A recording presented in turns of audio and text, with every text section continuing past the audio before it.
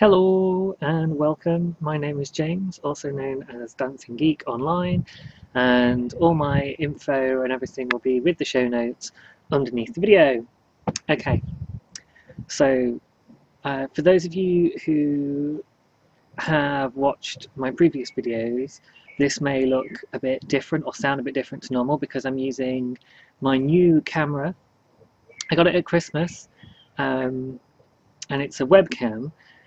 But it's I've set it up on a 10-meter extension cable so I can do it outside. It's a bit of an experiment. I don't know if it'll work. If there are glitches and what have you, I do have a backup camera, which I'm also which is the one I was using before, which I'm using as a sort of secondary camera as well. So you get to have a multi-camera experience with the podcast today. I did consider getting my phone out and doing like some kind of mobile filming as well, but you know, I'll save that for another day. Anyway, foes and whips. Let's jump straight in. I have foes and whips to show you. My knitting mojo is back. I am back on top form. So, first of all, I can show you my socks. So, these are the dyad socks that are from the Sock Architecture book by Laura Neal. They're called dyad because the pattern has written in that you do a different yarn on the toe and heel. I also did it on the cuff because I could. Now these were knit toe up, but the heel is an afterthought heel. So the stitches on the sock, I mean, obviously you can't always tell, but they run that way, and then you sort of turn it around and knit that way for the heel, which is kind of interesting and kind of cool. And you know, it doesn't really make a massive amount of difference in terms of everything lines up fine, because it's only if you have something like ribbing, where knitting in the opposite direction causes a jog of half a stitch, because of how that works. But for something like this, it's not a problem at all. I'm very happy with these, even though I had talked about last time the difference in colour, and I can still see it, but only really if I look for it. So I'm not too fussed about it. The other thing that has happened, and again it's not that obvious now, but when I was knitting it up it was quite obvious, is the slight amount of pooling that happens around the gusseting, where it's you basically start doing increases. And so the number of stitches in the round changes, and so with a variegated yarn you can sometimes get pooling, and it did happen. It's most obvious for here on this one, and it's not massively obvious on either of them now, but when I was knitting it up and it was flat you could see this lovely sort of pattern, and then suddenly the pattern shifted and it was like, oh gosh, but actually now it's done up, I don't even notice it anymore. So I'm really really glad I didn't sort of stress out about those or anything. And yeah, they're lovely and I'm very happy. Just the one foes to show you guys, because I started, and when I finished these I was like, right, I want something a bit different, so I'll find something other than socks to do, and I found a couple of things that I wanted to make, and I was like, okay, that's fun. Then it was like, oh, I've got to have socks anyway, so I cast on some socks. Then I was like, oh, no. So yeah. and then. So suddenly I have a fair amount of stuff to show. So I'm just going to grab a bag and work my way through. So in my lovely Totoro bag from Purple Puddle Bags, by Lucy, who's Lucy Needs to Knit, and we'll be seeing another of her bags later for a very special reason. In this bag I have my second pair of socks that I cast on. Yay! After finishing those. So this isn't even the first pair of socks I cast on. Now these, you'll be able to see, there is a little bit of patterning on. I hope you can see that okay. I'm going to try a little something fancy here. I'm going to do a little close-up on the camera that has the screen, because the other one's a webcam, I don't have a screen on it. So there I can see exactly what I'm showing you. So you can see a little bit of texture there. Hey, fancy! This is just a beginning around marker, because with something like Magic Loop and DPNs it's very tricky to have. needle markers unless they're midway down a needle and all that kind of palaver. The yarn is absolutely gorgeous. Nay, 'tis not, 'tis very. I'm just going to hold everything down to that camera as well now. This is Lal Bear. In fact, I always put the tag in my project bag, so why am I trying to remember it when I could just read it off the tag? Because, he says, apparently I didn't put it in this bag. Well, there you go. I guess I knew that that wasn't what was going to happen this time. So yeah, it's Lal Bear. The colourway is Cone Flower, which is absolutely brilliant. Now, sadly, Lal Bear is not producing anymore. She stopped end of last summer, really, I suppose. And I was absolutely gutted because I saw her at one of the shows and she was like, oh, my last show is going to be the next one, I'm going to discount everything. So I come back and I was like, well, I'm definitely going to that show, so I'll see you then. And I held off buying a few things.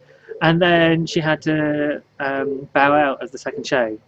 It was just like, no! So, more fool I for trying to get a bargain because she was closing shop, hey?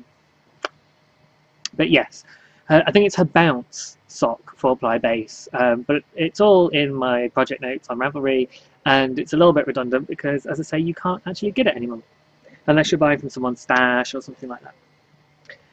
So these socks are by Sparkle Punk Lisa, who is having a massive offer on her patterns at the moment because she is going to Zombie Knitpocalypse, and she wants people who can't go to her to do like a knit along with her. I can't quite understand all the details from it, but what I do know, she's having a massive discount on her patterns. Because I had this one queued, and then she was like 50% off, and I was like, yoink!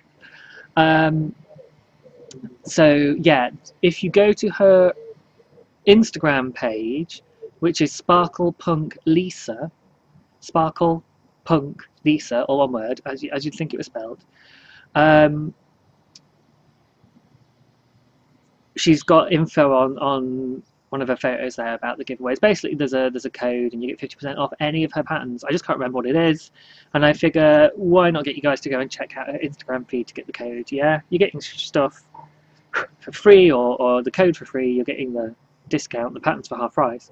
Getting you to go and check out her Instagram feed is not a big ask. This particular pattern is called You Know You Want to Dance. As with all of her patterns, or at least as far as I can tell, they are quotes that Spike says from Buffy the Vampire Slayer. Now, Buffy the Vampire Slayer was a TV program that grew up at the same age as me. Kind of thing. Basically, when Buffy was 16, I was 16. At least when she was 16 in America, I was 16. She was 16 in UK when I was 17, because we got it a bit late. But you know, I just made sure that I was caught up, and it was something therefore that very, very, very strongly resonated with me and impacted me. It's one of the few TV programs that I genuinely had an emotional connection with, to the extent that I bawled my eyes out when it finished. I mean, it was a fairly emotional ending anyway, because that was the kind of show it was.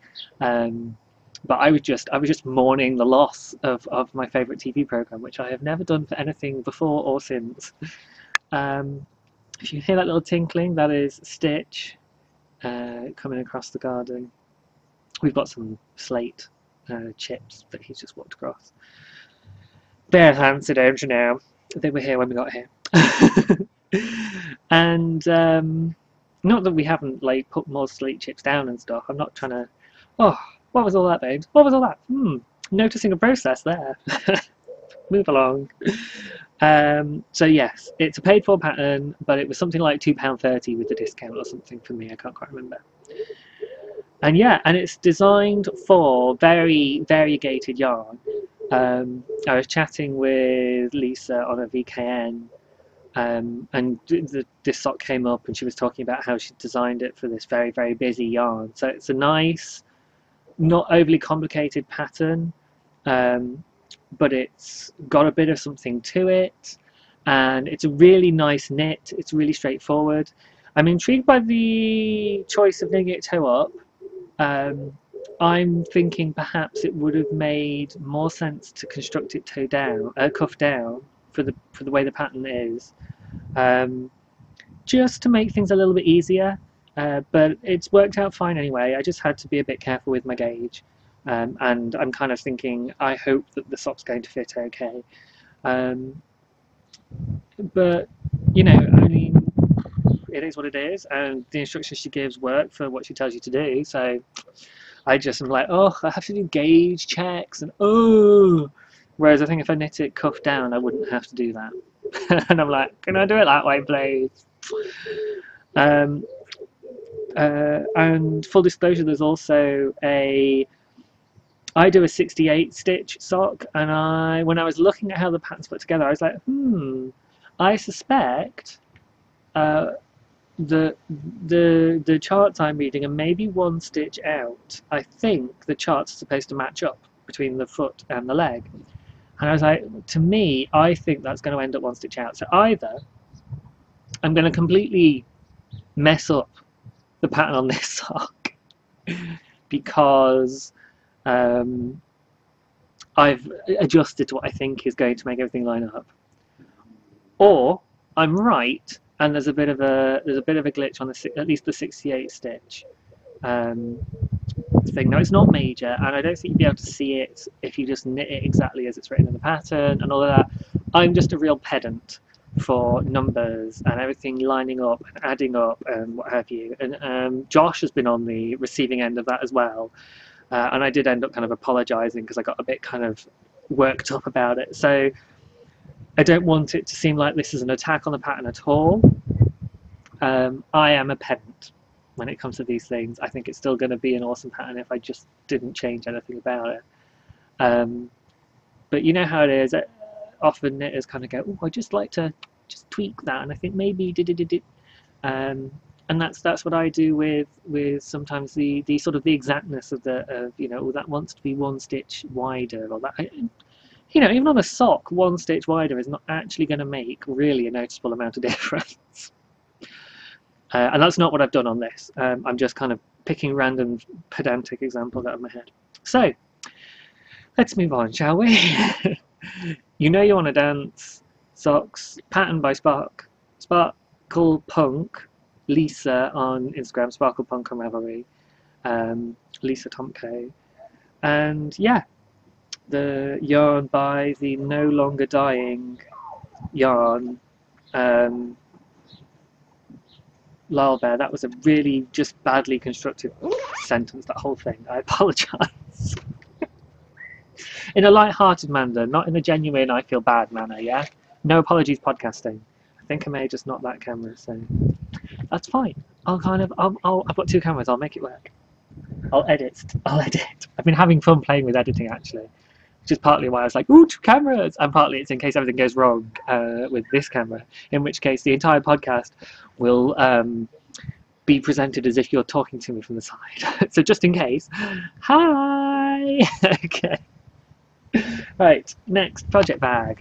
I have the Blushing Fireman. Now, admittedly, the Firemen aren't blushing, I am. With this, in fact, I can feel my cheeks going bright red with it. Anyway, I absolutely adore this bag. This one is by Bags by Terry. Terry is T Schmidt on Instagram and Ravelry. And his bags are amazing. Not only does he pick really good fabrics, and I've got another of his bags which is more art than whatever you decide to call this, and still looks absolutely amazing. He's really attentive to detail about how the image is going to appear, like laying the fabric out. Is it fussy cutting or something when you do that? I'm not really a massive sewing person. I just obviously have watched other people's podcasts, but they've got these awesome little pockets on the inside and stuff. I don't know if you can see that, but I've shown them off before, and really funky lining and stuff. And this is one that Terry actually made for me. Bless his little cotton socks, because I was really encouraging him to put up a store and get his stuff out there, and everyone agrees with me that his bags are amazing.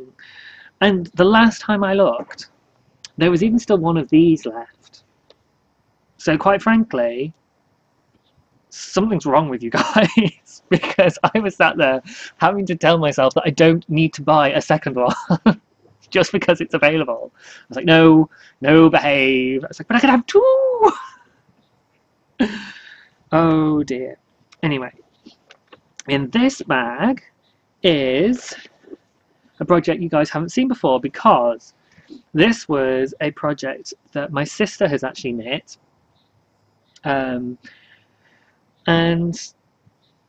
she did a lot of maths to, yeah, the S is there because I'm British, maths, to take two patterns, combine them into one, and then adjust it so that it fit her body shape better than the original patterns.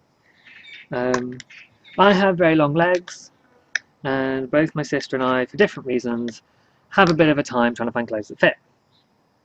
However, after she'd knit up this gorgeous vest and this beautiful, I mean, check out this beautiful purple yarn here. I think it's like a bamboo wool mix or something. I don't know because I don't have any ball bands for this or anything. She did give me the little last kind of half a ball of yarn that she'd got. But this is what it looks like up close.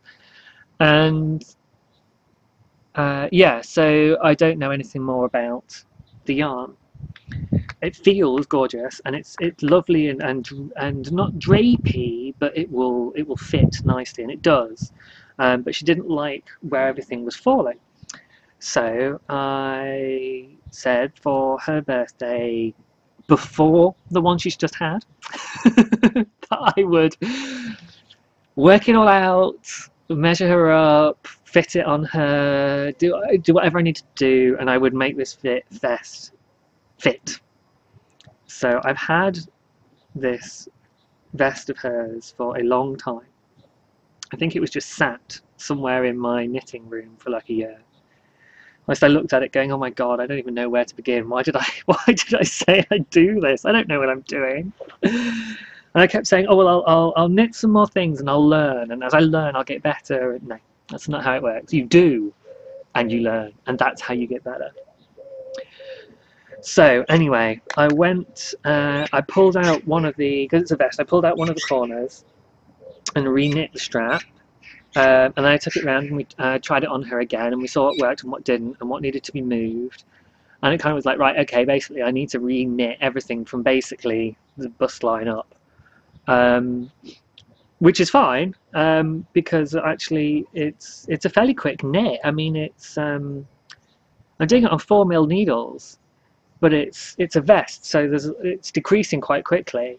I'm doing the back at the moment, and that's obviously the longest that it's going to take, and I've put in some decreases here, so that everything pulls up a little bit more towards the neck. At the moment it was kind of on the edge of the shoulders here, and it wasn't flattering or particularly comfortable to wear, and trying to keep it on and stuff.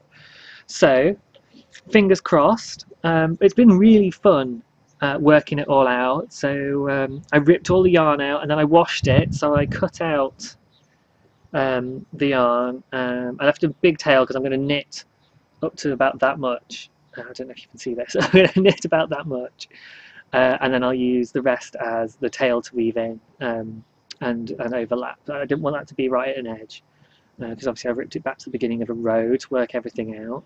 And I've used me floss. Now I sometimes wonder when people say they use floss as a safety line, do they mean, well, I know some people mean dental floss, but I wonder if originally people meant embroidery floss and then people started using dental floss because embroidery floss wasn't obvious to them and dental floss was just what they assumed they meant.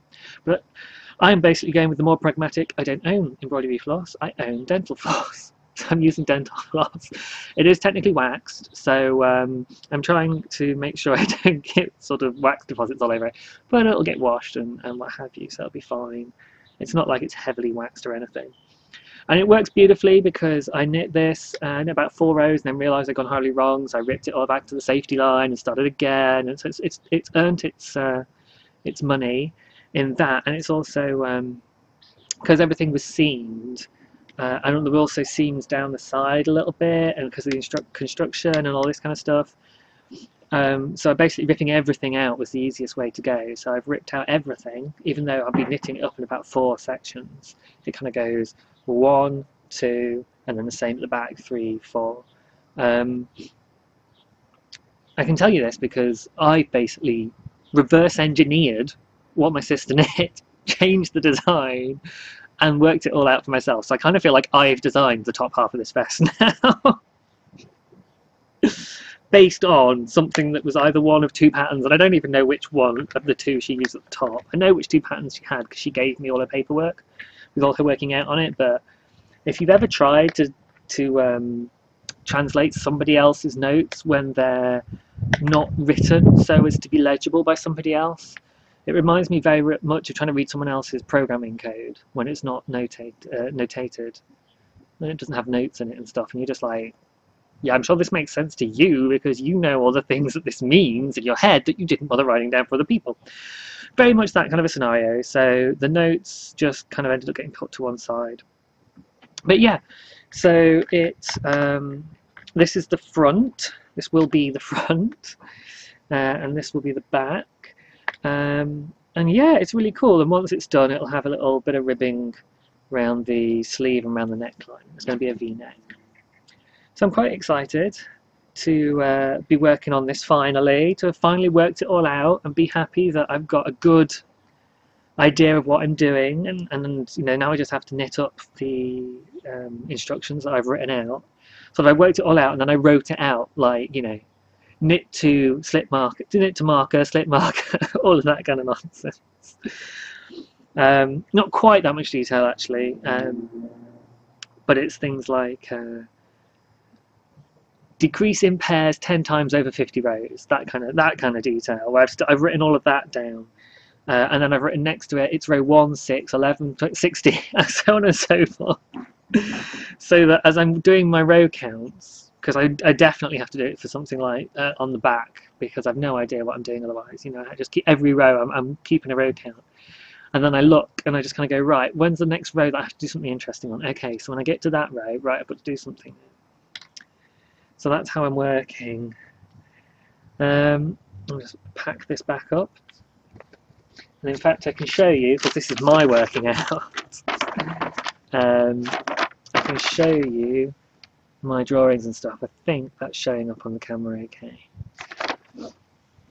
And my little instructions, and that's the back, and then the front is a little bit less carefully designed.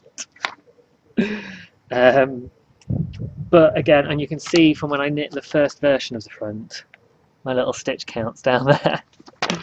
And I've had to rip that out again because I'm making changes, and I'd used one of my interchangeable cables with the cable stops at the end rather than needles as a safety line, but it was too thick, and when I knit into it, when I looked at the stitches, it had a really obvious ridge to it.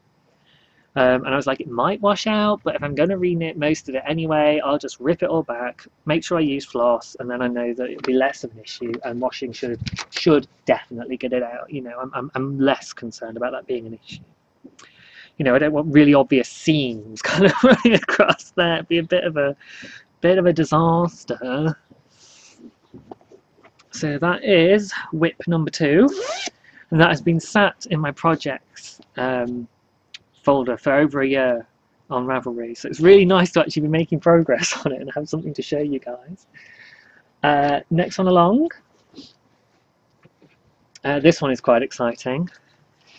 In my brown dog bags, which Corey bought me, but she bought it directly from Brown Dog Bags and they posted it to me or something like that. So it was really nice because I posted on Instagram basically about it, and I apologise, I can't remember off the top of my head now who the name of the lady who is behind Brown Dog Bags, but she went, oh yeah, you're using my bag that Corey bought you, and it was just really sweet that like she'd remembered that and what have you. It's my Halloween bag, which I use all year round because I don't, you know, I'm not leaving behind a really decent sweater-sized bag except for once a year. Thank you very much. No. So, in here I have Ta-da! I'm making myself a sweater, yeah! This is the Corridon pattern. Let's see if the pattern printout I've got tells me the designer. By Kyle Kunecker, or Kunecker. Kyle Kunecker, I'm going with. What was awesome was actually I've had this in my queue for over a year, since May 2014. And when I first saw the pattern, I was like, oh my god, this is amazing, I really want to knit it. And then I was like, oh man, it's in a magazine. Like, how the heck am I going to get this magazine? I have no idea. Like an old magazine, well, old, you know, like an issue that's not current. It wasn't like an what do they, like the 60s ones, like vintage. It wasn't vintage. So I put it in my queue and I stuck a note, or I made a comment on the pattern, I can't remember. Anyway, I wrote on Ravelry something along the lines of, this is really nice, shame I've no idea how to get hold of the magazine. And the designer himself actually sent me a message on Ravelry, so he must have got a notification or something saying someone's written that made a comment on your pattern or what have you, just going, you can buy it online here. And it was like, oh my god, that's so cool.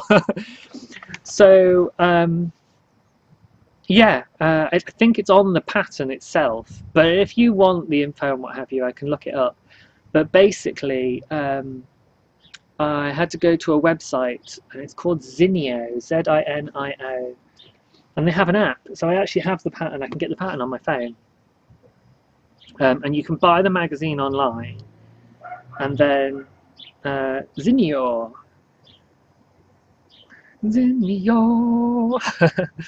Oh, it's gone. Anyway, I'm trying not to get distracted by notifications now. Where's mine? It's probably mine, isn't it? Oh, login. Oh, I can't be bothered to do that. Anyway, yeah, so I can get it up on my phone if I log in. But I'm not going to muck about with that anymore. I'm already bored of it. But yes, the pattern. So let's get the picture up, because I can show you the picture. I can't show you the pattern because it's paid for, but I can show you the picture. So there you go. How awesome is that? Let's stick it on my viewfinder version. So I really like this jumper, and it's one of the few patterns where I've looked at it and gone, actually, I really like that. Like, and when you pick stuff out of Ravelry that you really like, no, when I pick stuff out of Ravelry that I really like, it means that I genuinely go, that is really nice. I definitely want to make that. When I first got like some knitting books and stuff, I was picking stuff out going, oh, I'll make one of these, and I did try and make one of the jumpers out of one of my books, and I made, using acrylic, one of the jumpers out of my other book, sort of men's knits books. Anyway, and the one was a hoodie and I used the wrong yarn, and the other I used acrylic because I was a little bit nervous and I didn't have sweater quantities of proper wool anyway and what have you. With this, I bought a sweater quantity of BFL at one of the shows last summer. So it sent me back a reasonable amount of money. I could have just bought it online and I would have saved a little bit of money, but maybe not a massive amount of money. Maybe £2. So not a massive amount of money.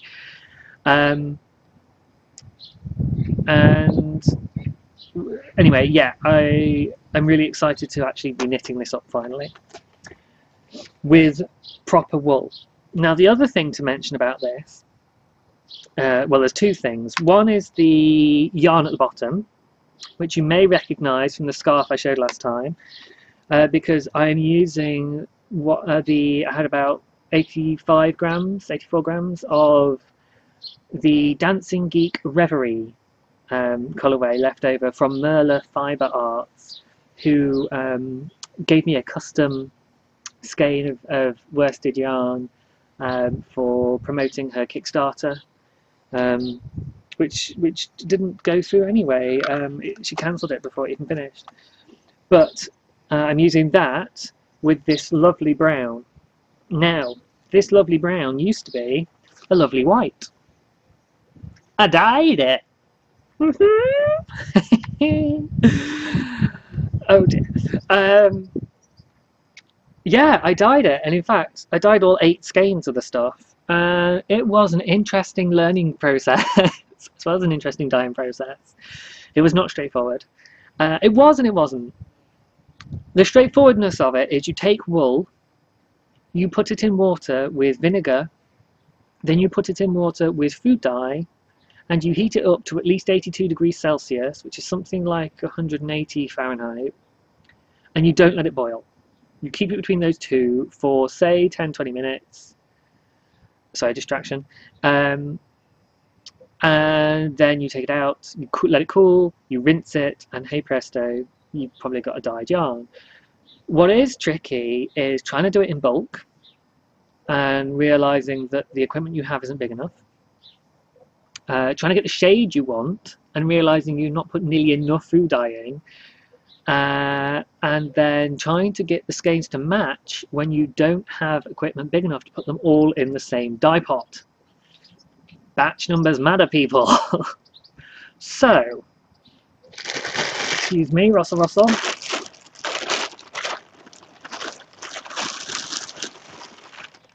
The yarn is from Sheepfold. That's who, doesn't matter if you can't see that. It's all on my project page. This is the yarn that I haven't balled up and what have you. Now, up close and personal, I can definitely see skeins that are not quite the same as other skeins, and in fact it might be easier if I kind of pick a couple out to really demonstrate the colour difference. So something like that. There really is a colour difference between those. And something like these two here. I'm trying to balance the rest of them on my lap. Yeah, so these two here, there's a definite colour difference between them as well. So,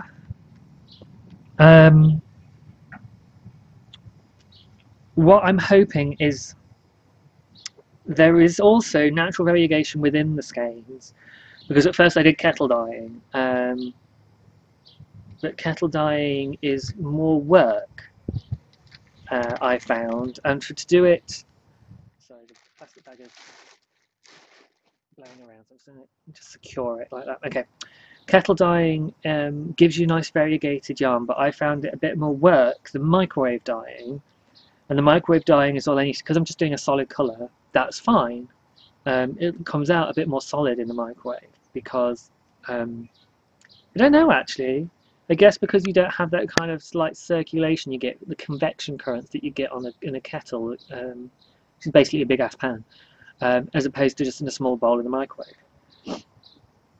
So there is some actual variation that came from that, but the colour also split in the kettle, and I think part of that was because I had them too tightly packed. Like I just shoved 8 skeins in a massive jam pan, and I thought it'd be fine, but I pulled it out and they were brown with blue patches, because the dark brown is made using a reddy brown and a blue colour.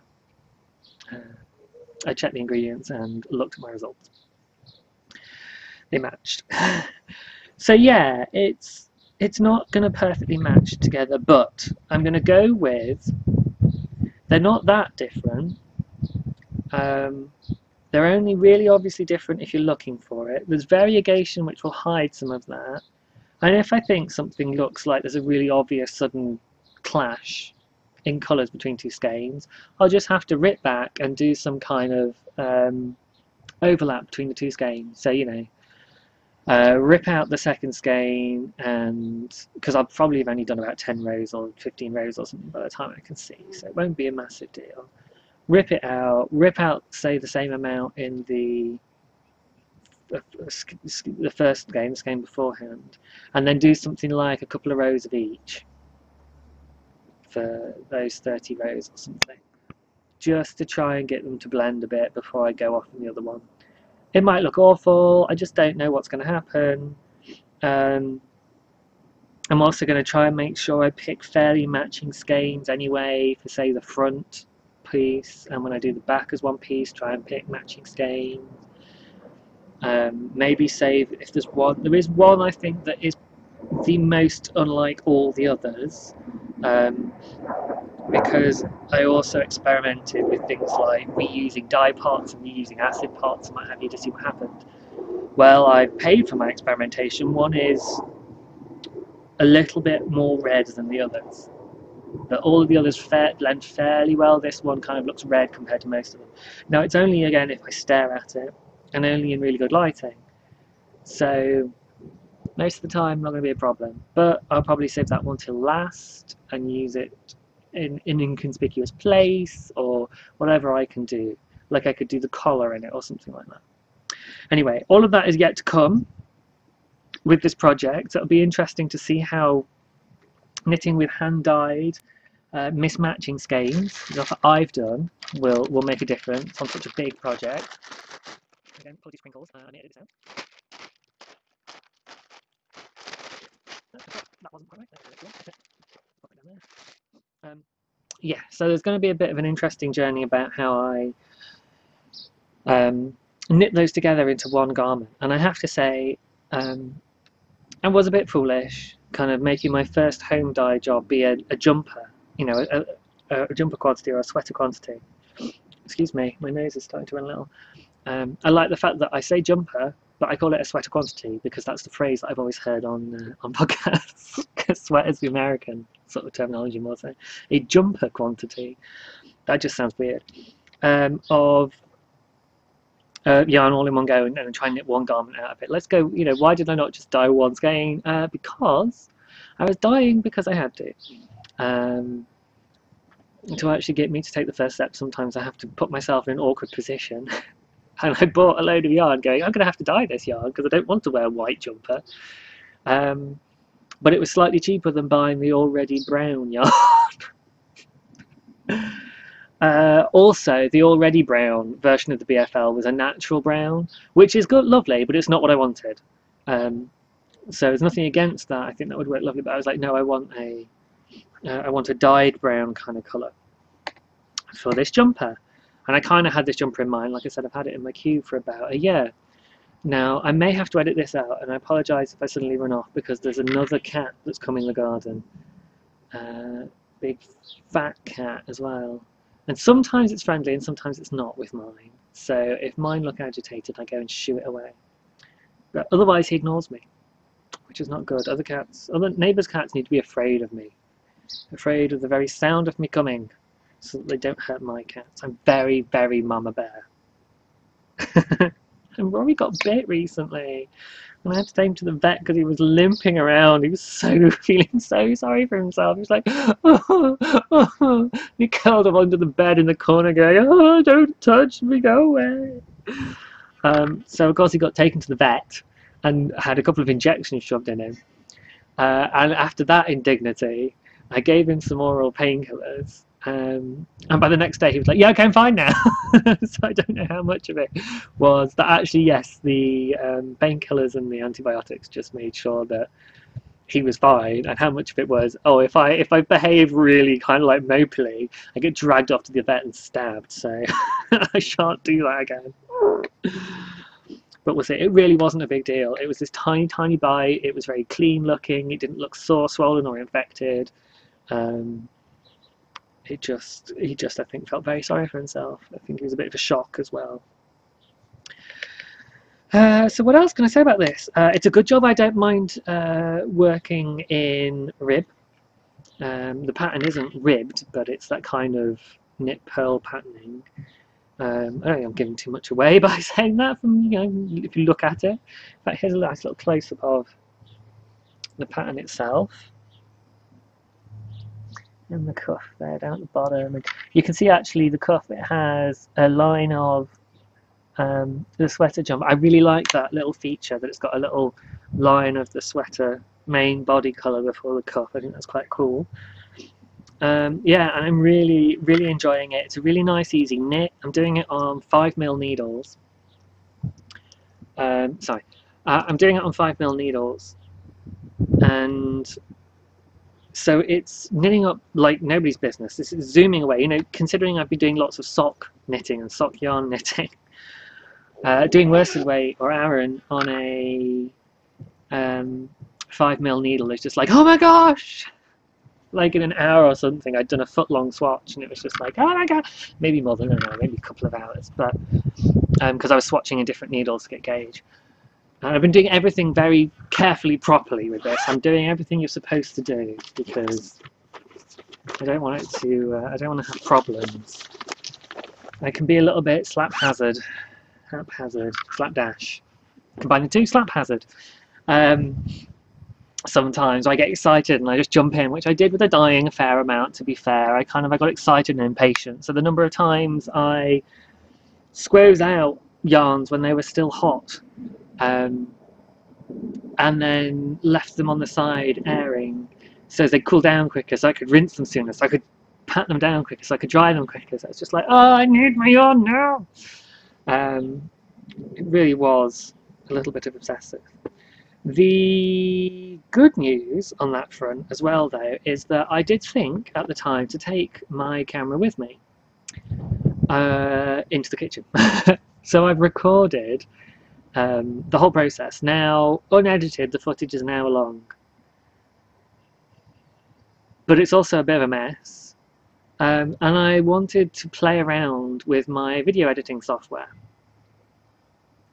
So I have decided that I'm going to edit together a little dyer's diary kind of thing to show you me working my way through this process and going wrong and trying to fix it and what have you, and we'll just see what happens. So I'm just going to play with learning my editing software a bit better. Same with this multi-camera setup. I might play around with some of the editing on that. It just would be nice to have a bash at doing something a bit more than just fade in and fade out at the end. Okay, well, that's all of that. So that's the first 3. There's more. In fact, there's another 4. Crikey. So, in my beautiful moon bag by Pine Ann, who is Knit Sew Crochet on Ravelry, or Carty in real life. This is her awesome moon bag. I've Instagrammed about it, and someone's like, "Oh, can you tell us why it's so amazing?" And I just was like, "Oh, not in a text box on Instagram." But for anyone who hasn't seen me talk about these before, the design has 2 buttons on it, and the idea with that is if you fasten it at the top button, it's got a big opening at up here, so you can have it on your wrist whilst you knit. And what I used it for another time was I had, because it's effectively got 2 openings. Then I was doing 2 at a time socks, and so I had the left sock coming out one side, the right sock coming out the other. It just helped to prevent tangling so much. And yeah, and I'll often actually just fold the sides over to the outside like that, and then it sits like a nice little yarn bowl kind of feel, quite nicely. And the double fabric sort of gives it a little bit of a stiffer edge and what have you, and that's often how I'll knit out of it. And this is what I'm knitting. But I'll just carry on with the moon bag for a second more. If you use the bottom button, what you do is you can fold that in a little bit, and you can actually tuck it right in, so that if you kind of see what I've done there. So I've tucked that right in over everything, and then I fold over. And I don't normally faff about with it so much. It's just usually push in one side, fold over the other. And there you go, and then it's closed. Now you could still actually have yarn coming out the side if you wanted to do it like that. But then it's sort of closed, and I'm not worried about anything falling out of that because there's a double length of fabric keeping it shut. So it's a really nice construction. It's a good size for socks. Plenty of room for socks. 2 balls of yarn would be a bit tight. Potentially, I've not really played around with that anyway. So, but definitely really good bag for sock knitting. And I am indeed knitting some socks. And I have actually got a sock that I can show you guys. So I'll take the washed and blocked socks off the blockers, just the ones I showed you earlier, and let's pop my finished but unwashed sock on the blockers just to display it better. Oh yes, I'm liking that a lot. So there we go. Check this out. Check out the heels and the toes and then the whole sock. I really, really like this. So one of the things that I really like about this is the fact that it's not a self-striping yarn, but it's kind of got these stripes from in it anyway, but they're slightly messy stripes, and I just really like that. So it's like it's pooled in stripes. I just really love the effect, and then the effect that happens on the heel and the toe, where it gets much smaller repetitions, and so you get this much more of a variegated feel, but you can still see these striations or strata. I'm thinking of Cara when I use words like that. I don't know why. She was a zoologist, not a geologist, but for some reason using fancy scientific terms makes me think of you, Cara. So that's the one I've already made, and I am yay far on my next one. Now, interestingly enough, the cuff on this one has already gone into nice chunky stripes, whereas on this one it didn't. So I'm not sure why this one started off with a bit more random variegation and then turned into stripes when it's the same stitch count and the same needles. But yeah, now this is just a vanilla sock. It's not a pattern. It's literally 68 stitches on a 2.25 mil, which is a US 1 needle, 2 inches of 1x1 rib, 4 inches of stockinette, do a heel, about 6.5 inches of stockinette, do a toe. Now that length depends a bit on the size of the particular heel or toe I'm doing. But that's roughly it, and that's, you know, it's just a nice boggy standard sock pattern, and I can now do that. I have now knit enough socks that I am able to just kind of go, oh, just do this long a sock and I know it's going to be fine, which is kind of cool. The thing that is a little bit fancy about this, well, the heel is the Fish Lips Kiss heel, if you don't recognise it. It's a $1 pattern and comes with loads of really good information, not only about making a heel that is a short row heel that you don't have to darn in around where the foot of the sock is split and meets the corner of the heel, because you don't have to. It doesn't create little gaps. It's really, really nice. That's a great pattern, but it also includes all this stuff about learning how to fit your foot and a way to knit a sock so that it fits your foot well, using a template that you would make at home and all these kind of things. So it's, for $1, it's totally worth it. And the toe, now certain people amongst you will probably find this titillating. It looks like that. Yes, if I do it on the close-up cam.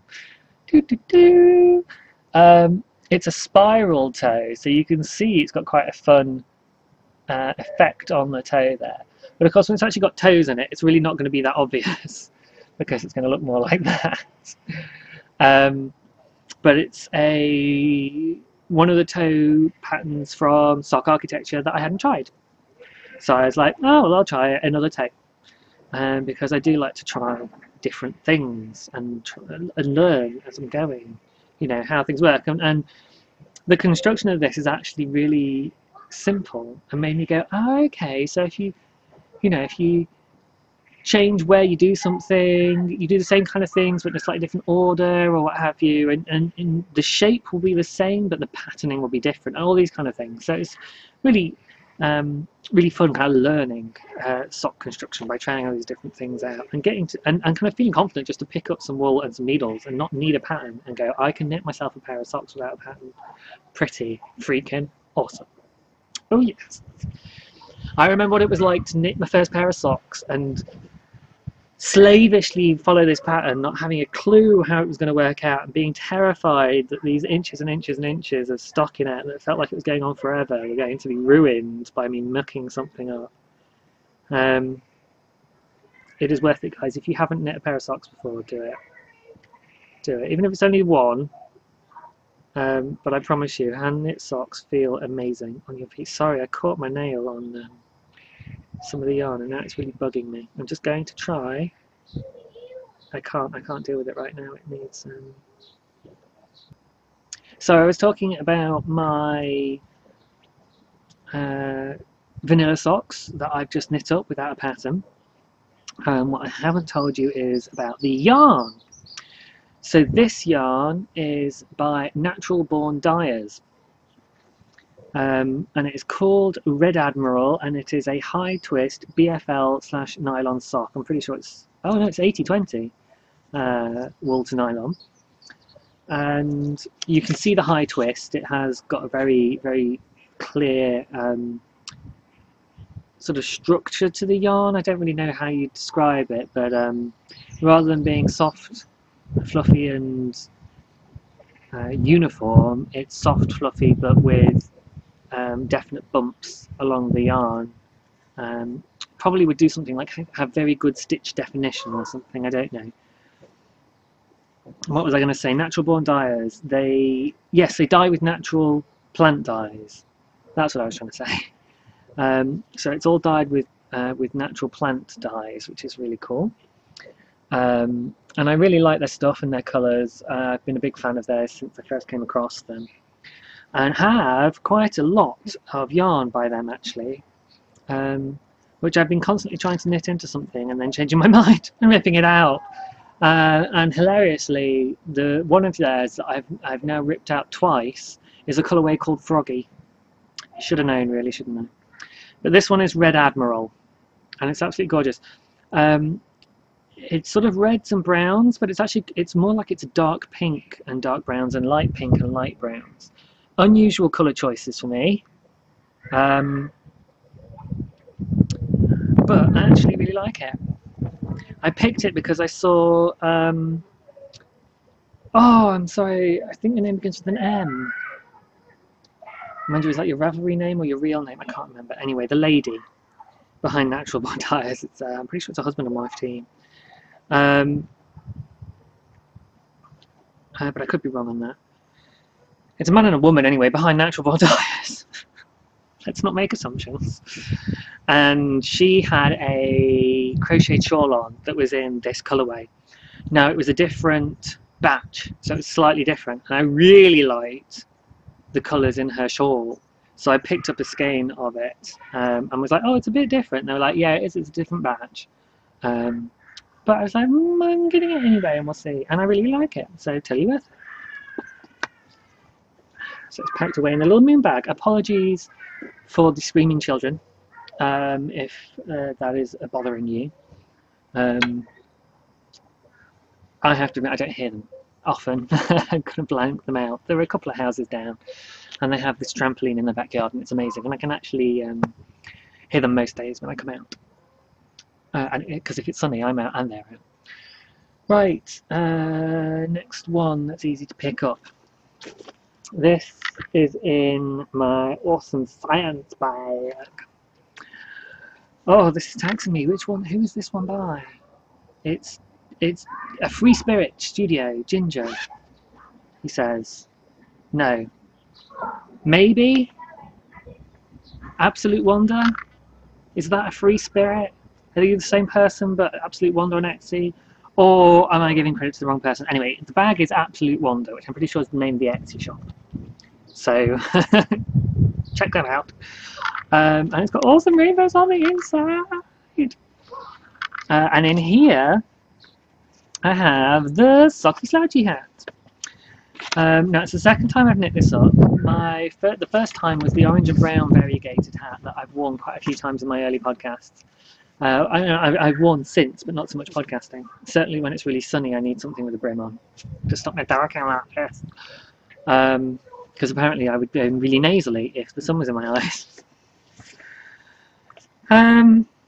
So I've decided to knit a second one because it's a really good hat.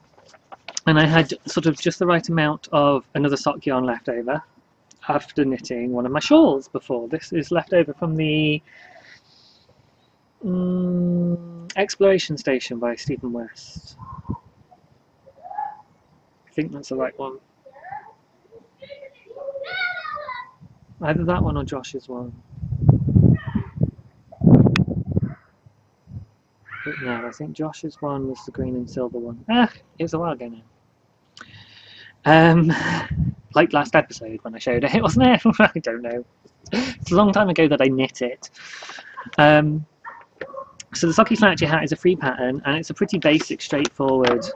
Just show you the photo from the pattern there. It's a pretty straightforward, slouchy sock weight beanie. Free pattern, so you can go check it out by Lauren Sanchez. The yarn that I'm knitting it in is Moon Wheat by somebody whose name I've forgotten, and I don't think I've got their... Oh, I do, I have a little handwritten note. This yarn is Moon Wheat colourway, and it's by Freylin's hand dyed. It's the company Freylin's hand dyed, and it's a high twist sock yarn again, 4-ply. And I did actually have a little handwritten note in my bag for this one, but what I did recently, which this reminded me of, is to buy a whole bunch of little tags from eBay. And these little tags, it was something like £3 for a bag of 500. That's from obviously a different yarn. That's from the yarn I've been using in my jumper, because I had one of those tags written up for that yarn. I haven't written one for this because it was in my bag. It was in this bag when I was doing all of those tags. So when I finish with this, anything left over, if I've got a decent amount left over, I'll write a tag for it. If I don't, it'll go in my... actually, I'll probably still write a tag for it, because all of my little sort of 20-gram mini skeins have all got tags, so that I know what yarn it was, but I'm not trying to keep attached, say, a ball band to a little mini skein, which is just a pain. So instead, I write a little one of these. And they get attached to the yarn, and hey presto, really cool. So I'll put that to the side to put back with my other yarn. Hopefully I will remember. Well, I'll see it when I'm tidying up. So the hat, what I haven't actually talked about is the hat itself. You can see I've knit sort of the ribbing, basically, of the hat, and that's it. The plan is to use a 3.5mm needle for this, and at the moment I'm using the 3.5mm needle for the bag that I'm knitting, which I will show you next. And so I'm waiting until I finish this one to knit the other one, because I don't want to muck about with detaching and reattaching needles all the time. It's just not worth it. And it's currently in the lovely apples bag that I was given, I believe, by Amelia. And I apologise if I've got that wrong, both to whoever it actually is and to Amelia for misattributing. But I'm pretty sure that's right. It's got this gorgeous zigzaggy pattern on the inside. That was a little gift she made me. And the project itself is this beauty. Check it out. It's called the Cassiopeia Square Bag, and it is a free pattern on Ravelry.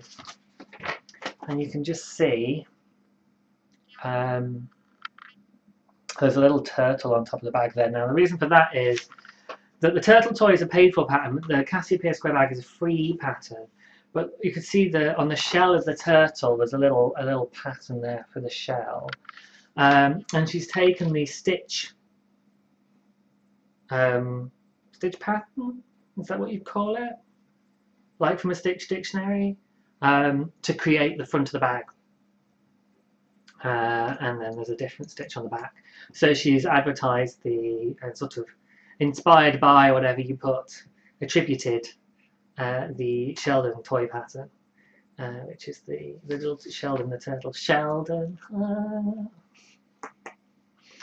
So that's this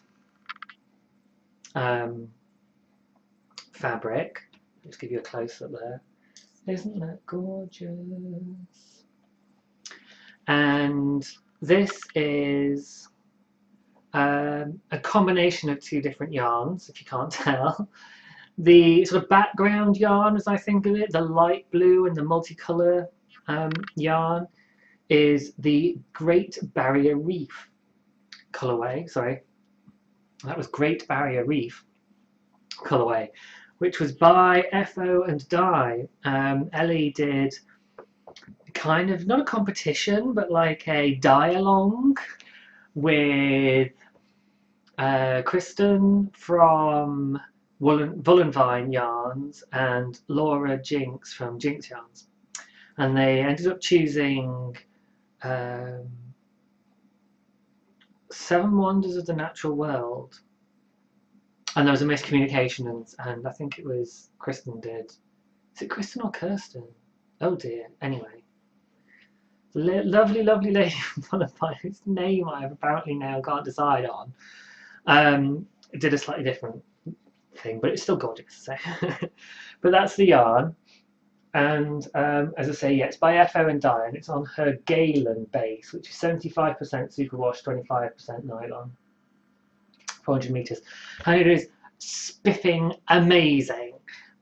When they announced it and I saw it on the podcast, I was like, yes, and I went and immediately bought myself a skein. And I don't often do that with yarn. Same way I don't often do that with patterns, but the Corridon and this yarn were definite yeses for me. I was all over that. So I really like that. And then the dark blue, which is doing this patterning across the front, which is really cleverly done actually. It's a really simple pattern to do this. And actually there's a friend on Instagram who was trying to follow a pattern that did something similar, but it did it by you knit back and backwards and forwards for each of these, and then kind of wrapped and did this bit, and then wrapped, and it's like, oh my gosh, that's such hard work. This pattern does it just by doing a couple of slip stitches, and it's a free pattern, so I can tell you. You do slip stitches here and here on the columns, and then you just knit as normal. And then when you block it, it's going to be absolutely perfect. So it's a bit tight, obviously now, but when it blocks, it's going to be absolutely fine. And it's 100% merino, the dark blue. This is another of my collection from Natural Born Dyers. This one is called Tropical Lagoon. So it's kind of a blue and green colour, and you can see, if I hold up that fabric, you can see it's mostly dark blue with these little splashes of like a lurking murky water green. It's absolutely beautiful, and it's really nice as well because it means that it's not just a solid blue. There's occasional little patches of green that come through, but it's a dark green compared to the bright background, so it still contrasts really well, but it's not quite so uniform in colour. I really like this. I mean, really like this. So I'm so excited to get this knit up into a bag, and this knit up super quickly. This, however, is being so slow it's painful.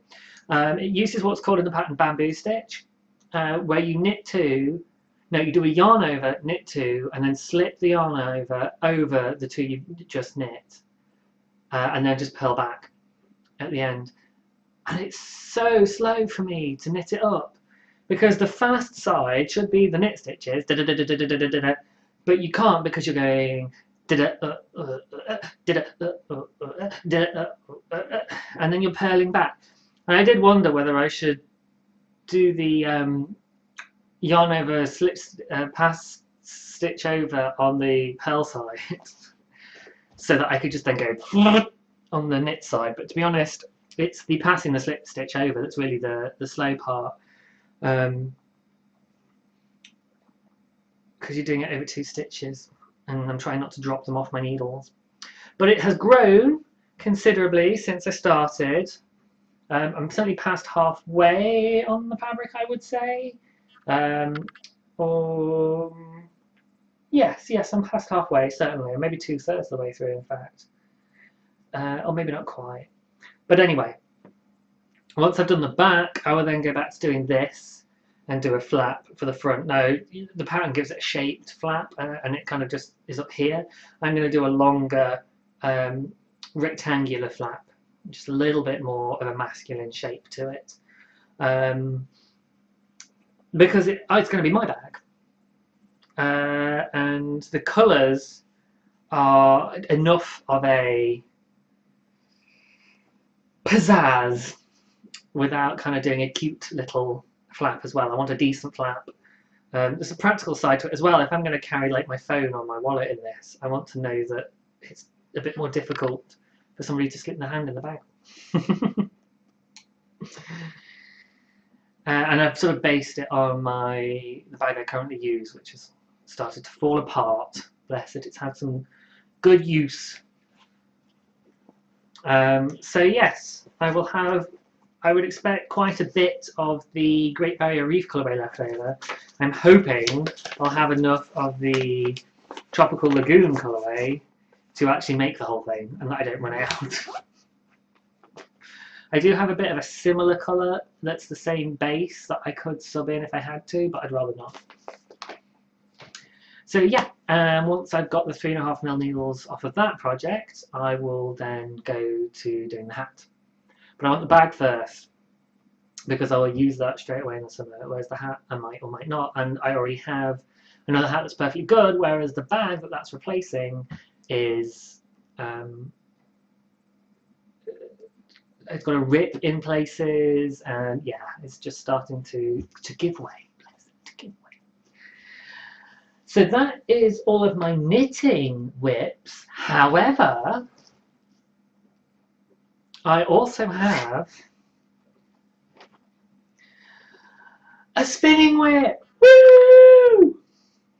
Yeah, I got my little spin on, and I don't know if you can tell, but yes, I got quite a bit of my spin on there. And in fact, all I have left is 3 little mini bumps that I've made out of what was left. I just sort of separated stuff out and pre-drafted it a little bit, and then I just curled it up.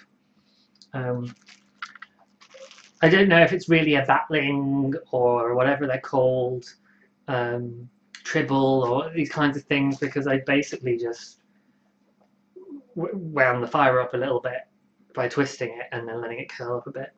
But that may be how they're made. It may not be. I don't know. So it could be. It doesn't really matter. It's basically just I've got 3 little sections that I've pre-drafted out left. So there's almost an entire 100 gram skein braid of fibre on here. And as far as wrapping the Turkish spindle correctly, you can see I only went wrong twice. Once quite near the beginning, and then once recently because I was starting to speed up. And the other thing you can see is that the yarn got a bit thicker in places because I got a bit eager. I was like, oh, I've nearly finished! And I was like, okay, calm down. Calm down. Your yarn is breaking a lot and looking thick in places because you've got overexcited. So I've calmed down again, and hopefully my yarn width is a bit more consistent.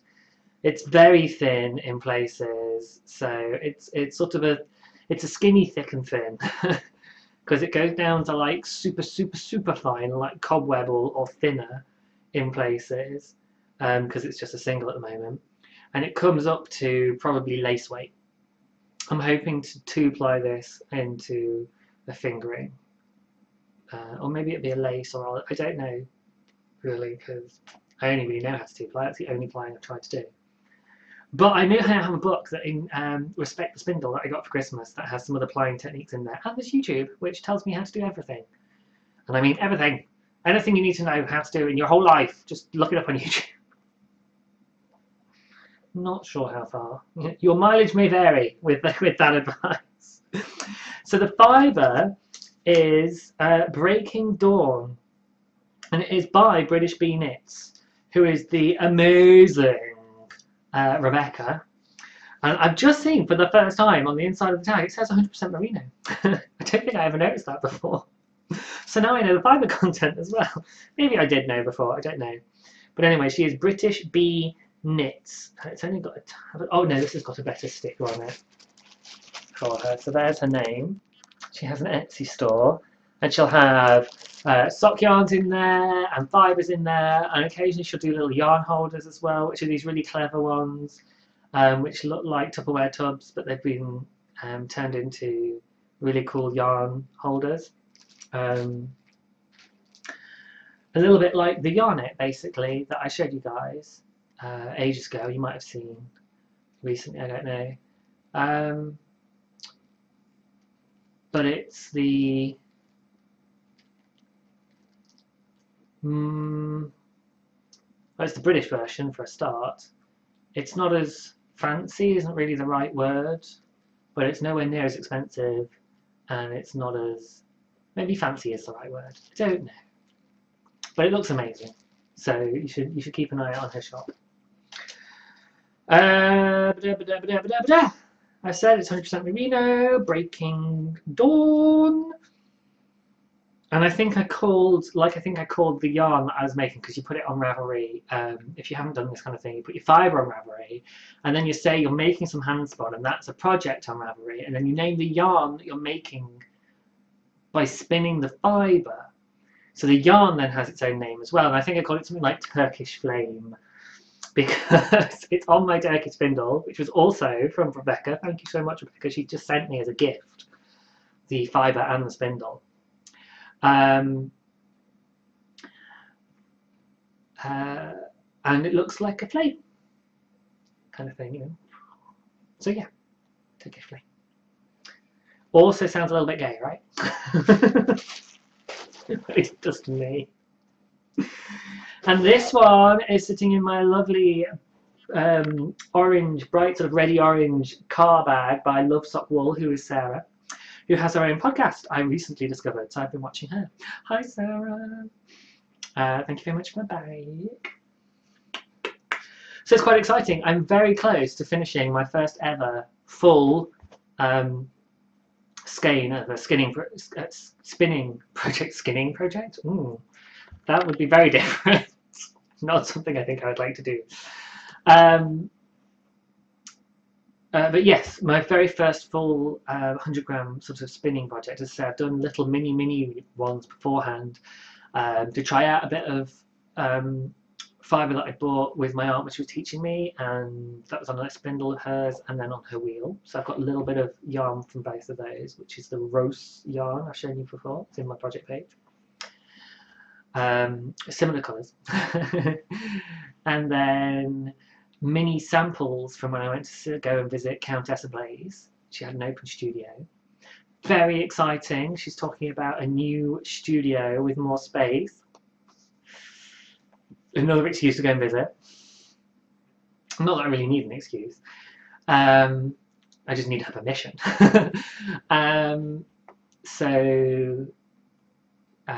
Yeah, so I've done mini bits, but this will be a full sort of 100 grams, ply it up, I'll have a skein of yarn. And I've been really jealous of Maya from the Show May Lynn podcast. Hey Maya! She has got a wheel recently, and so she's been churning out skeins of hand spun yarn, and it's just like, so jealous. It's taking so long to do one braid. And I'm just like, I need to get a wheel, don't I? But you know, they're not cheap, and I'm all right at the moment, actually. I'll wait until maybe Christmas. Maybe I'll put it down as a Christmas present. It is my birthday a lot sooner though. So for foes and whips, that is everything. Which means I will move on to stash enhancement. Da, da, da! The whole editing thing doesn't include at the moment like a fancy slide that comes in and goes stash enhancement and has music playing over it. You just get me doing a silly voice and singing a song. Maybe I will do that kind of thing. I don't know. It kind of depends how fun it is, basically, and whether I want to. I'll do it if some point in the future I suddenly go, I want to design a whatever it's called graphic. So yes, stash love. There are two different kinds of stash love today. I'll do the first one, which was I won a giveaway. Yay!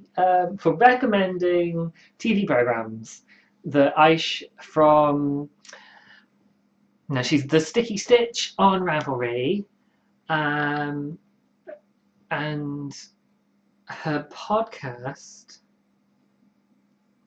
is it the Sticky Stitch podcast? I think it is. I hope it is. Oh, I'm sorry, Aish. Ooh. You know, you try and do a load of prep, but then you just think of stuff on the fly. Or, as I did, I suddenly go, oh, I can't forget these as my stash enhancement, grab them as I put the podcast together. And of course, I didn't do any prep on this, so I forgot to check the name of your podcast. Very naughty, James, because I got it as a giveaway prize for that podcast. Sorry! Anyway. She had a giveaway, and I got to choose between some yarn in a bag or a Etsy gift card. Now, I already have one Etsy gift card that I haven't used from the amazing JB. Cue noisy clock sounds. And I'm still kind of trying to work out what it is I want to get with that. And I thought, well, actually, I'd probably get about a skein of yarn and shipping from the gift card. Or I could get a skein of yarn and a bag from Aish directly. I was a little bit mercenary when I wrote this out, Aish, I'm sorry. But what really did it for me was the bag. Because check out this bag, and even more importantly, because this was the bit of the bag that really sold it for me, was the lining of the bag. It's little Australia's, man. How cool is that? It's like a proper, this bag is from Australia bag, and it's an epic bag. So it's a little bit, it kind of comes in at the top and it flares out at the bottom, so it's not just a wedge bag, it's almost like a pyramid bag. But it's huge. It's huge. I'm not going to put my head in it because then I'll pull my hair out and it'll look really frizzy. But I could probably fit my head and an arm in it. Lovely bolster cushion. In it goes. Not a problem. Still enough room to fit the skein of yarn on top. Yeah, huge bag. Bolster cushion. So, thank you very, very much, Aish, for this lovely, lovely bag. I actually emailed because the tag from the person who made the bag is made in Melbourne, and it's by Have You in Stitches. And there was an email address on the label that came with it. So I emailed the person, kind of going, you know, I'd love to give you a shout out and stuff. Do you sell your bags? But I've not had a response. I don't know if they don't check it anymore, or they just ignored me, or what. But I know nothing about the person that made the bag, other than I bought the bag on some kind of stall somewhere in Australia. That's all I know. The yarn I'm quite excited about for different reasons. This yarn has, well, it's almost circumnavigated the globe because it's from Finland originally. So it's gone from northeastern Europe all the way down to Australia, and then all the way back up to the Midlands of the UK. The air miles on this, not good. I may have to plant a few trees out of environmental guilt. It's by Lenitium Ex Machina, which is an awkward name to try and remember and then find on Etsy later. So it is lenitiumexmachina.etsy.com. If you're outside of Europe, if you're in Europe, she says Finland and the EU, then you can just go to lenitiumexmachina.com. I don't know what the difference is. There's probably something about shipping, or the tax is done differently, or I don't know why. She's got that sort of separate European site. But she does some gorgeous, gorgeous stuff. And Aish was she bought the purple one of this, but got the black, so she got an extra skein and said, can I do a giveaway? And the lovely lady from Lenitium said, yes, thank you for saying yes, because it means I've got a skein of your yarn now. And it is this amazing kind of sparkly black. So it's 95, is it? Percent? Oh, well, yeah, it's 95% not sparkle.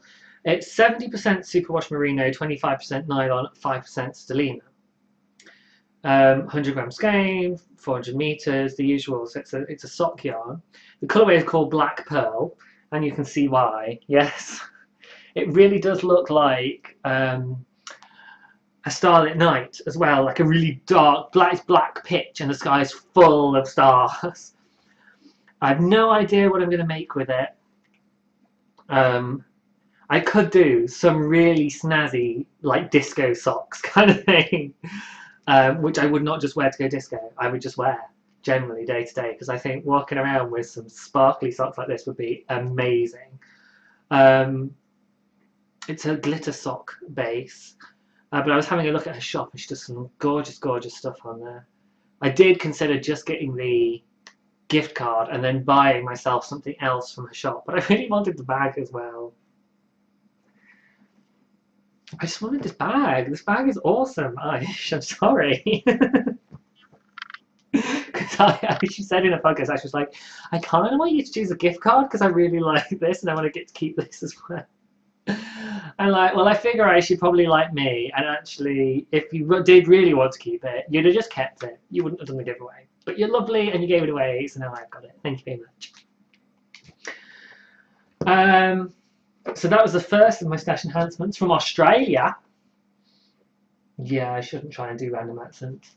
The other one I got was a bit of an impulse buy. Now this ties back to a couple of things. Most recently is the bag, because I don't know if you noticed particularly, I did kind of mention it, this is going to need some serious blocking because the slip stitches have made it all tighten up, and I want the bag to stay bag shape. I don't want it to be doing some weird crinkly thing, so I'm going to seriously block this. And to be able to do that easily, I thought, you know what? I need to invest in a new piece of equipment. I need lace blocking wires. So I had a look online, and there was all different kind of kits and stuff, but actually the KnitPro kit wasn't massively more expensive than a non-branded kit. And I thought, given that a non-branded kit really could just be some bits of wire from B&Q that you've clipped to an approximate size and stuck in a pack together, I was like, I'll go for KnitPro, because then at least I know there's been a little bit of engineering done behind it.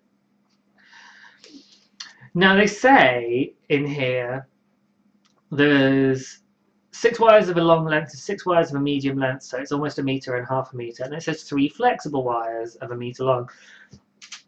I sort of tried bending them all. They're all flexible and they all seem to have a fairly similar tensile strength.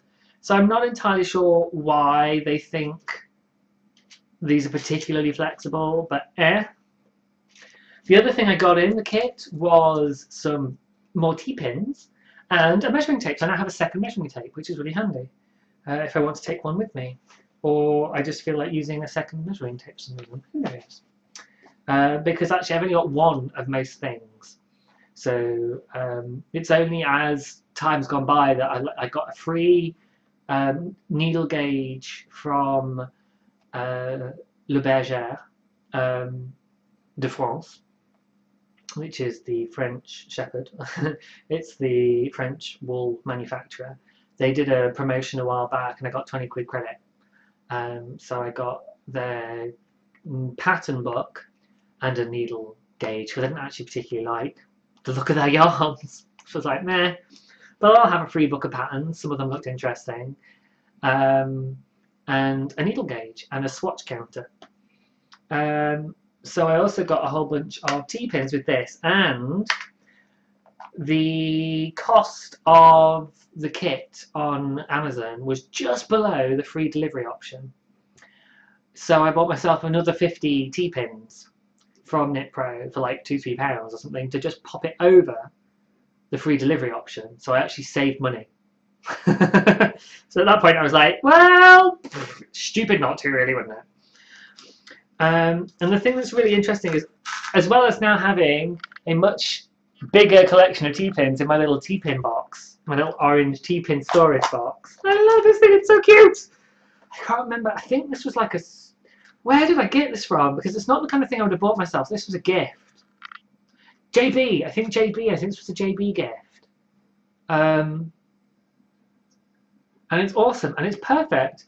But the one thing I did notice is that if I compare my older, if I can get at them, because they're right at the bottom, T-pins with the KnitPro ones. So the older ones were generic brand, and I bought them from on Amazon or something like that. The KnitPro ones are significantly shorter, which is a little bit odd. Now, actually, I kind of figure if you're going through knitting, you don't need it that long, really, do you? You're going through your knitting and into a bit of a soft foam board. You don't actually need it any longer than these. But I was like, they're usually a little bit more pricey and they're shorter, so there's less metal in them.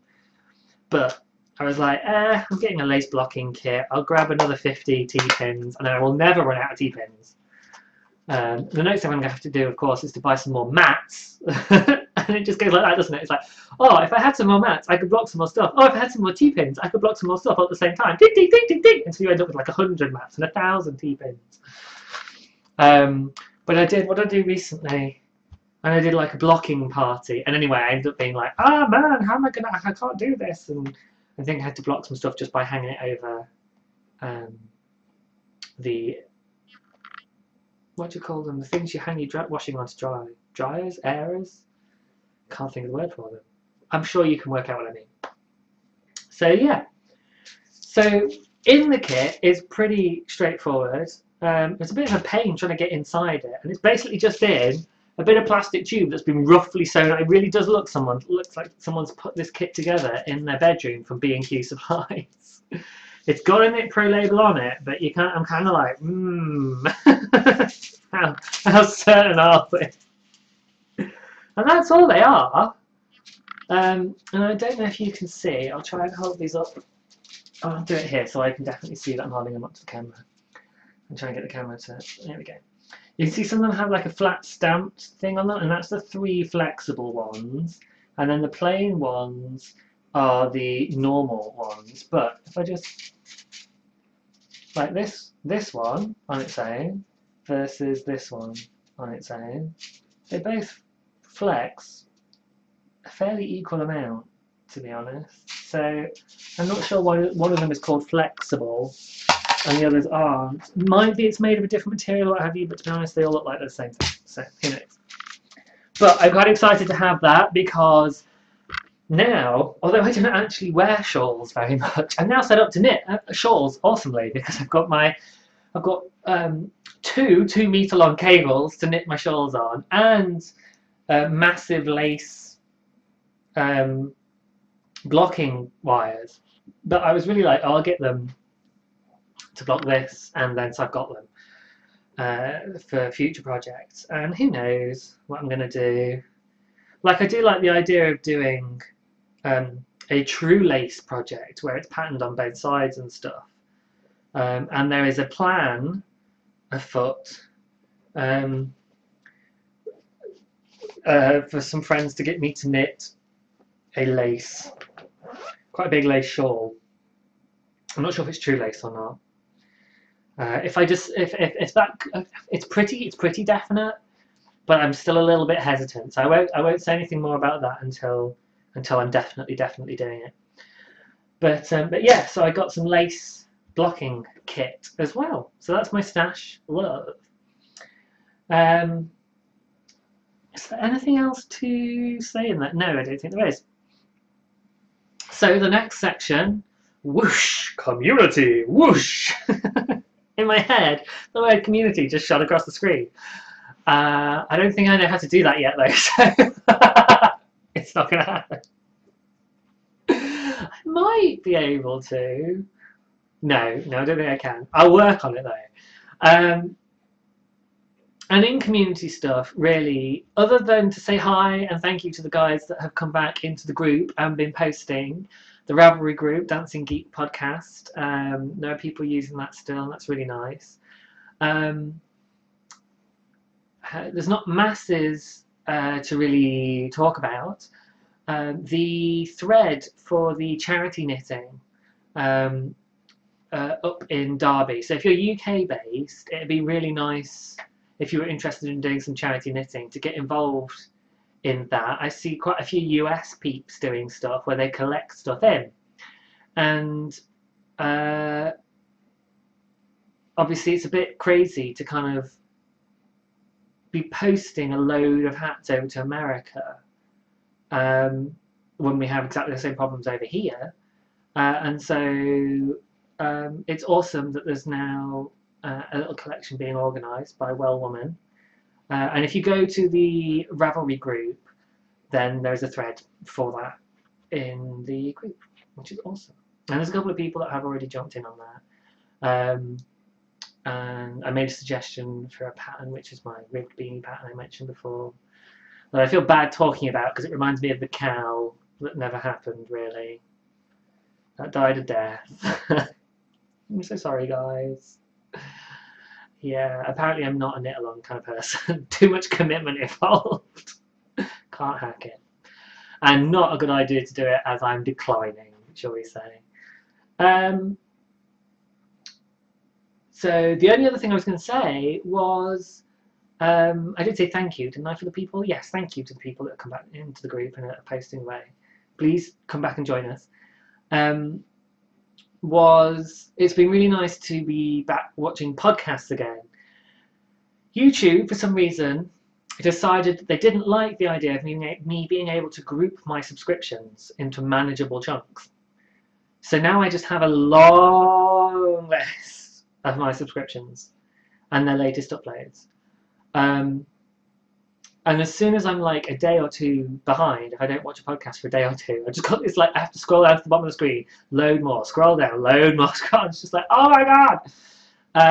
So I have been kind of, I'm probably watching sort of every other episode for quite a few podcasts. And I hope that's okay. And I kind of think, well, how would I feel if someone was doing that with me? And I think, do you know what? I'd be a little disappointed, but I'd get over it. And I'd rather have somebody interacting with me every other podcast than not at all. So, you know, you guys have my permission to dip in and out as needs be, and some people do. Today is obviously going to be another longer podcast. I've got my energy back and my enthusiasm back, which is amazing. I've got loads of projects to show you. So today's going to be another longer length one. Yeah, but it's just been really nice to see people again. One of the things I have been thinking about, however, and this does relate to community, but also a little bit to my sort of mental health stuff that I sometimes talk about, is how real that community actually is. For me, I am in no way disparaging online community. I think people that make friendships online can make great friendships that are absolutely as valid as friendships made by with people that you happen to meet in real life. It's not the fact that it's online that makes me doubt it, it's me that makes me doubt it. Because, and I apologise if I'm about to burst anyone's bubble, but to be honest, if you need to hear this, then I'll be the one to tell you, because I do this as well.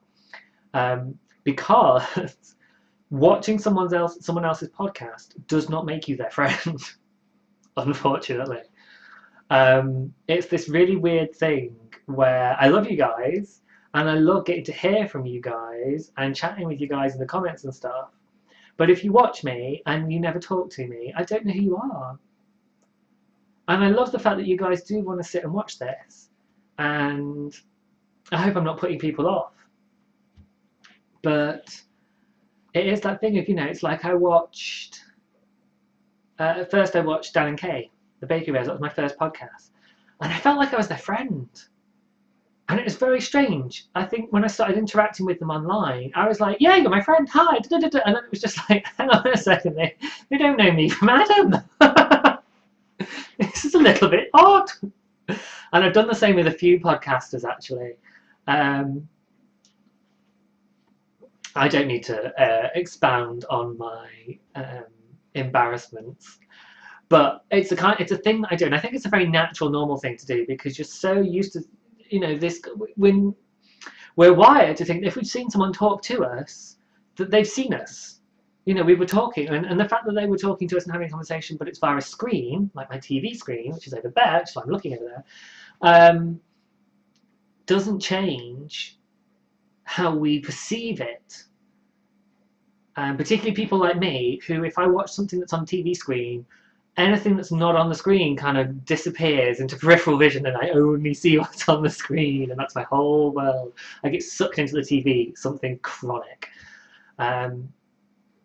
And so, yeah, there's a real danger that I kind of feel like I've genuinely just sat and listened to someone talking. And I like sitting and just listening to somebody, actually. If I'm in company, I don't feel comfortable yabbering on like I do here. Because I just assume everyone's getting bored and all of this kind of nonsense. Whereas, like, if I stick it on YouTube, you can pause, you can fast forward, you can stop it, you can delete it, you can thumb down it if you definitely have to. Although why anyone thumbs down a video on YouTube, I have no idea. And so I don't have to feel bad about rambling on and being my geeky self, basically, whereas I tend to feel a little bit guilty. And I know that I can talk, and I know that I can talk over people. If I get overexcited and over-animated, I can be a little bit too much of a force to reckon with in person. And I have to control myself and all it, and I have to do that here. I get to edit before I put it up online, and then you get to consume it as you wish. It's not a real-time activity. But the interaction only actually occurs in, like, the comments and the forums and what have you, and that's where I am not as good at interacting with people. I prefer watching a podcast and then recording a podcast. I am socially, what's the politically correct term they sometimes use for different things? Challenged. There we go. I'm socially challenged. Yeah. And I've forgotten where this was going. I was talking about, oh yeah, I was talking about the quality of relationship, wasn't I? Because it's about my mental health stuff, and the fact that sometimes I can use false intimacy from watching and doing podcasts to replace real intimacy, which doesn't work because it's false. So that kind of tangents just come out just off the top of my head whilst I've been thinking about the fact that I wanted to say hi to all the other podcasters that I've been watching again. But it's like, you guys don't necessarily know, so I try and make sure that I leave a comment, and sometimes it's a really banal comment, just so that they know that I've been watching, and that I'm around and stuff, and that I'm in their little monkey sphere. And that's people like Zena, and Terry, and Donna Kay, and Josh, and Maya, Shemelin, and then there's Nick's Knits, and Ross, and Kate, and ... There's going to be more, and I'm not going to be able to sit and just list everybody, but Kim and Sam, obviously, duh, watch every episode of that, and the ones without Kim in as well, which was hilarious.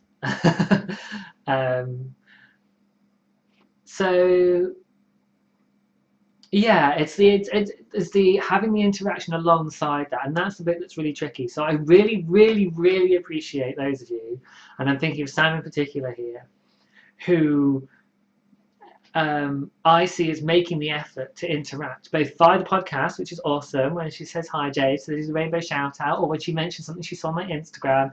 That means so much to me, so much, because I'm being included in your world. And I guess I could try and reciprocate that more or something, since I'm talking about how I feel and I want to do the same, or how to kind of make it work both ways. But I just want to say thank you so much. And then there's a genuine sense of having talking to people outside of the podcast as well. So there's people that often talk to me. So there's like my regulars, and my mind's gone blank. What was I just thinking of? Oh yeah, people that are kind of my Instagram friends who maybe check out the podcast a bit, but don't necessarily watch the podcast all the time or that often, but will comment and stuff. And that's and they're often very different people, and often people that don't podcast. So it's that kind of thing of trying to challenge myself to stay engaged with a community that isn't engaging in my strong area, because it's actually quite rare to find people who podcast who will talk back to me in my podcast. Now, Nathan, the Socratician, and Elizabeth, Musselman, Green Musselman, GM, Green Musselman, have got it spot on. That's exactly what I want, because they have a little conversation, and it's only teeny tiny kind of things, but they chat to each other in their podcasts. This has just given me an idea. I'm getting excited now, because they obviously watch each other, but one of them obviously must have mentioned something to the other in podcasts, and then they started asking each other questions in podcasts and answering in podcasts and stuff. And there's a little bit back and forth, and I really, really like that. So I'm going to set myself up now.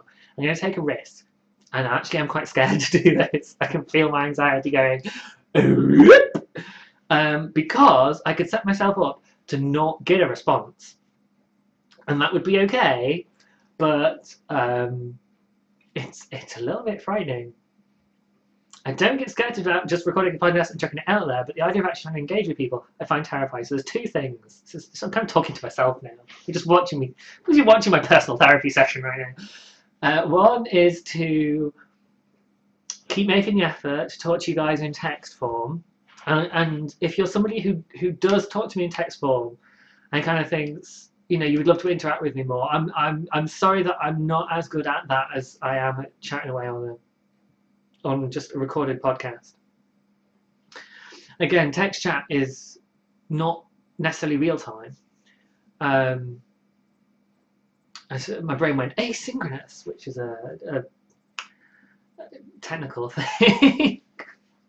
But it means the same basic idea, you know, it's not all at the same time. And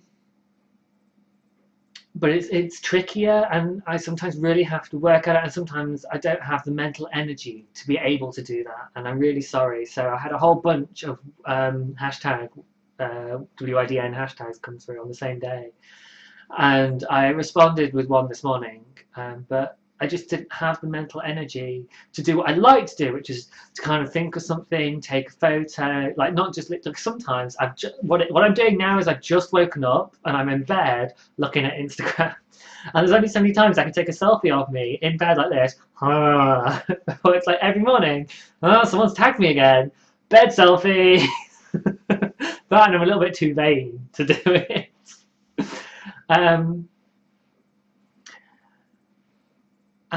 And so I was like, you know, I'll wait until I'm doing something interesting, and then I don't feel like I'm doing anything interesting, and then I, you know, I have to go and look at the person's thing so I can tag them. Or at least that's what I want to do, because I'm trying to engage.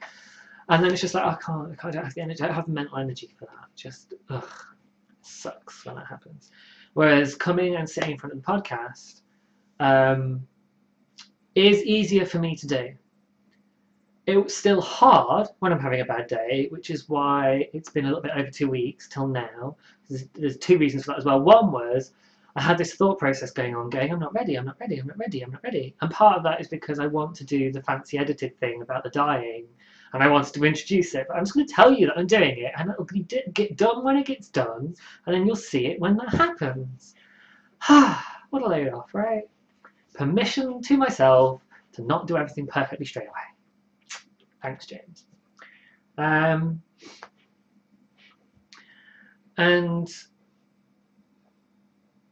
I was just thinking, I've gone off in some random waffle. I'm doing a giveaway at the end of this. I'm doing the giveaway at the end of this episode.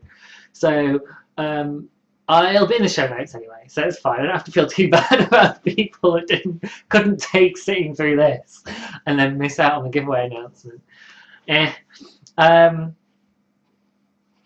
But where was I? Getting distracted in my brain. Troubling thoughts about... Oh, yada, yada, yada. Anyway, Instagram, making my effort to have community outside of me just recording the podcast.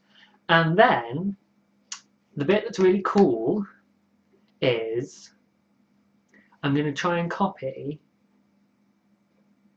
Nathan and Elizabeth. Now,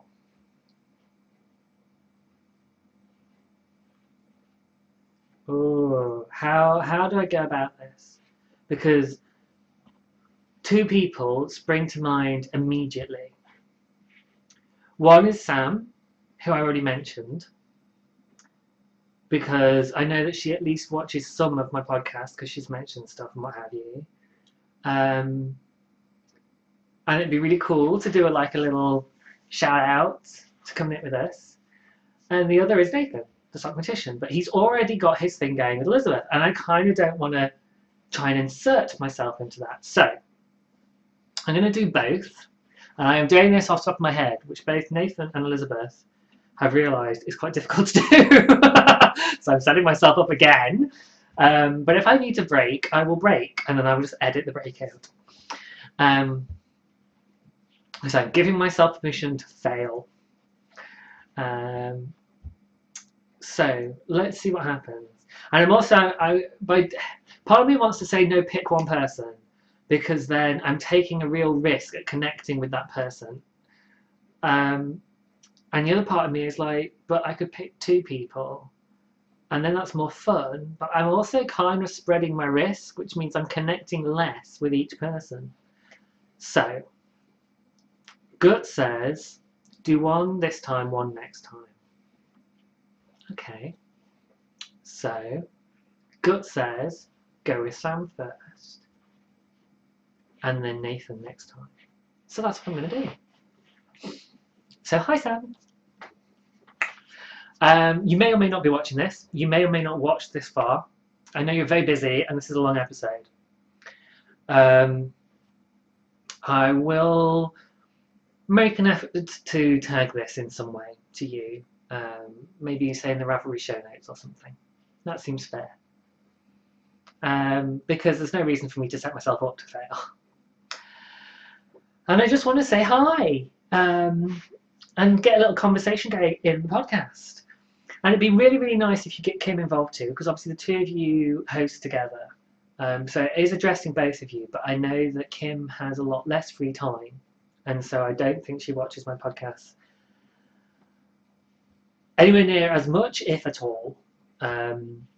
She's maybe watched like little bits of them, or she might have watched a short one.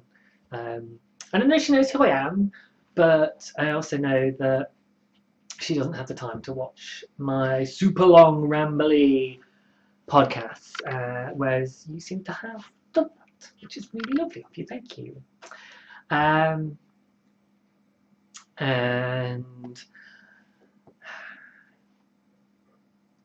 we've talked a little bit about the fact that we both are dancers.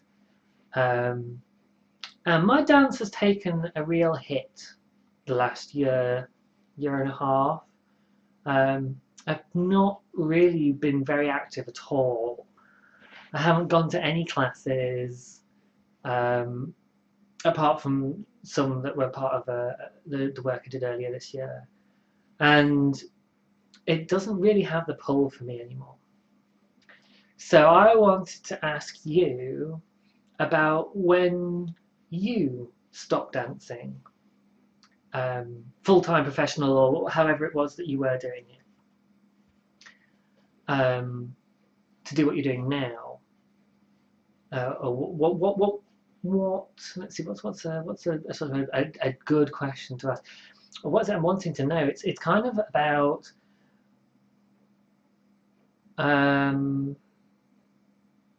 how you felt. It's about how you felt about making that transition, and how much of a choice it was. If you're comfortable talking about why it happened and something like that, that'd be great. That kind of thing. That's very much just sort of me and you, Sam, though, isn't it? It's not necessarily something Kim can join in on. But maybe there's something that Kim used to do that she doesn't do anymore. That's a parallel. Like having kids can sort of mean that you have to stop doing a lot of things that you used to do. So I'm told. And I know you guys both have children, so maybe there's something about that in there, and that's something that Kim could join in on. So it would be really, really nice to see if you guys would like to have a little in-podcast conversation. Either way, big love to you both. You really do brighten up my day. Okay, that's community done. Let's see, the last one, giveaways. That was it, my last section. So a couple of podcasts ago, I announced the giveaways and I put the threads up in Ravelry. And last podcast, I reminded you guys, and I figure it's been long enough now that I've closed the threads. And I had a good number of entries for both. I can't remember exactly, something like 34 and 56 or something entries for the two giveaways. And I've done the draw and everything like that myself, offline. If you don't trust me, then that's your own problem, basically. But I don't see the point of going through this process of showing you, oh, look, I've drawn, it says number 17 on the phone and stuff. I'm not interested in doing that. So the first one is the lovely little bag of stitch markers and buttons from Pi and Anne, who is my friend Catty. She gave these to me last year, basically, and I was going to do the giveaway for these in my live episode in the beginning of December, early December time, and I never got around to it, so I finally got them done, and I can announce that the winner is Altes, who is Zofia down in Australia. Woohoo! So I get to send another parcel off to Australia. So Zofia, please, will you get in touch, PM me on Ravelry, Altaze, A-L-T-A-Z-E, with your address so that I can post this to you. And your little winnings. Yay! I'm not going to get them out again, so if you've forgotten, you can either go back a couple of episodes or it'll be a bit of a surprise. But they're gorgeous, and they're in a cute little fabric pouch. So well done. And the second giveaway was for the gorgeous raccoon bag from the Purple Puddle Etsy shop. Now, for her thread, I said, which is your favourite bag of hers? And she still has a raccoon one, or had, anyway, when I did the thread, a raccoon one in her shop. And a lot of people were like, oh my god, the raccoon one. Oh my god, the raccoon one. Like, everybody seems to love this bag, so I'm super, super, super pleased to be giving it away. I was a little bit gutted, however, that the person I pulled was not somebody that went, oh my god, the raccoon bag! I was like, oh man, it would be so cool. But I'm going with the random generator and I'm not tweaking it. And the random winner was Seafish2816, who is Chris from Wisconsin. So well done, Chris. Again, PM me please on Ravelry with your address so that I can post this off to you in America. So a couple of international parcels to pop their way around the world. So thank you again to Catty, of who is Knit Sew Crochet and has the shop Pi and Anne. She's Knit Sew Crochet, it was all one word on Ravelry and Instagram. And Lucy, who is Lucy Needs to Knit on Instagram and Ravelry, and her shop is thepurplepuddle.etsy.com. I'm not sure. No, I think Catty isn't on Etsy. You have to go to pi-and-ann.com. So I'll just show you the web address there as well. And as always, everything like this will have links in my show notes on all three places you can find me: YouTube, Ravelry, and iTunes. And that is the giveaways, and that is everything I've got down for today. Today, this has been definitely a longer one. It feels like I'm back in the sort of the 2-hour range. So thank you guys for sticking with me if you're still here. it's nice to be back and have stuff to talk about and be in a mood to talk and be able to talk as well about some of the emotional stuff again, because I really wasn't able to go there. I talked a bit in some of the episodes I did in the last few episodes I did recently, and I edited it out because I went to a little bit of an uncomfortable place, and I was like, no, actually, I'm not happy putting that on the internet. But it's been nice today to actually talk about stuff that's real and wanting to connect with people. And there's something in psychology called games. This is particularly in transactional analysis, which is the kind of psychotherapy that I'm doing at the moment. And it's about the idea where you behave in a certain way with an ulterior motive. But it sets itself up in such a way that what you really want, you never get. And it's really fascinating. It's all about this idea that you believe, you set up this idea of the world that you can't get what you need. And certainly this is true for me, but I'm trying to talk in very much vaguer terms, so it might be something that you can relate to. So there's something that you really feel like you need, and you believe that you're not going to get it. The world can't provide it for you, won't provide it for you, refuses to provide it for you, whatever the sort of the thinking around that is. But you still want it, and the want is so strong that you have to try and at least do something to alleviate that craving, that desire. It's like, well, at least I'm trying. But if you were to do it in such a way that had a good chance of being successful, you would undermine your belief that it can't happen. And because we tend to make these beliefs a part of our identity, we don't always, but the ones that we do are the ones that become this kind of repeated script process and drive us to therapy.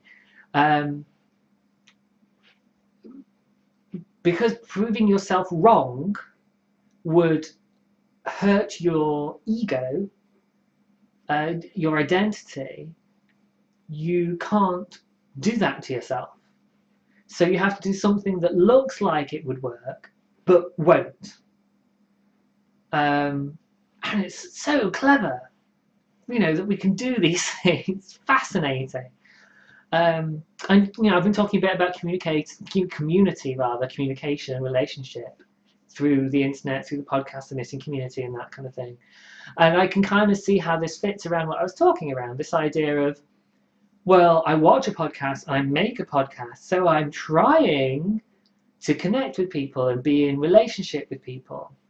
But actually, if all I do is watch a podcast and record a podcast, it's very unlikely that I will genuinely have a relationship with another person that involves back and forth. Which is why it's quite so scary. And I've set myself this challenge today. So thanks again to Sockmatician and does Elizabeth have a Dark Matter Knits? That's her podcast name. For their example and giving me permission implicitly to do the same.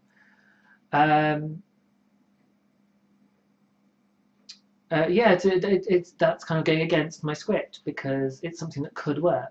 And I'm setting myself up that if it doesn't work straight away, that doesn't mean that it won't work. I try again. I keep trying. I try new things. A single defeat does not the war end, kind of thing. And yeah, that's just kind of ticking away in my head, really. But I'm starting to ramble, and I'm really happy to end the podcast here, so I think I'm going to say goodbye. And then I'm going to see if I can have some fun doing some multi-camera editing. Oh boy, I could be setting myself up here. So goodbye to you, and goodbye to you. Love you guys lots. Bye!